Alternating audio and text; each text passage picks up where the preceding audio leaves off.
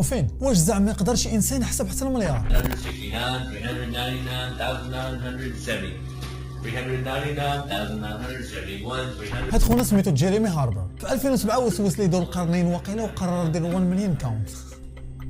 1 مليون يعني غير مليون واحد، راه مستربيس بالشهره ديالو والروينه ديالو وما فاتش في حسابه حتى 200. وتخيل مليون عاد وراها مليار. جيريمي هاربر قرر باش يسد على راسو في الدار وصاحبه هو اللي تيجيب ليه الماكله، وبدا تيحسب معاه واحد من موسوعات غينيس يقيد عليه، وهو في الدوش كاميرا وهو في طواليت كاميرا، وكيحسب وهذا الشيء كامل كان على المباشر، هو كيحسب 16 ساعه في النهار. دوك 8 سوايع اللي بقاو راه غادي الناس باش ما يهربش ليه، وهذا الشيء خدا ليه من 18 يونيو حتى ل 14 سبتمبر، يعني 3 شهور قنهار. وحنا راه مازال كنهضروا غير على مليون واحد. الا بغيتي مليار راه خاصك 999 مره اخرى، والا حاولتي انت تتذاكى وتضرب هذيك 3 شهور في 999 مره باش تعرف زعما شحال غادي تاخذ لك مليار ديال الوقت، راه غتكون كتخربق، لان الاعداد كل ما تكبروا كل ما تتزاد فيهم اجزاء من الثانيه او الثواني. فبخلاصه ماتيماتيكلي الى اي واحد حاول يحسب حتى المليار راه غادي يكون غير تيحاول.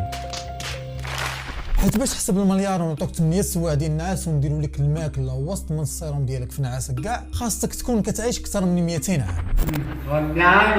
يعني الله واخا تجيب المسيح الدجال لحسبها. بارطاجي الفيديو مع اصحابك ونشوفكم في فيديو جاي.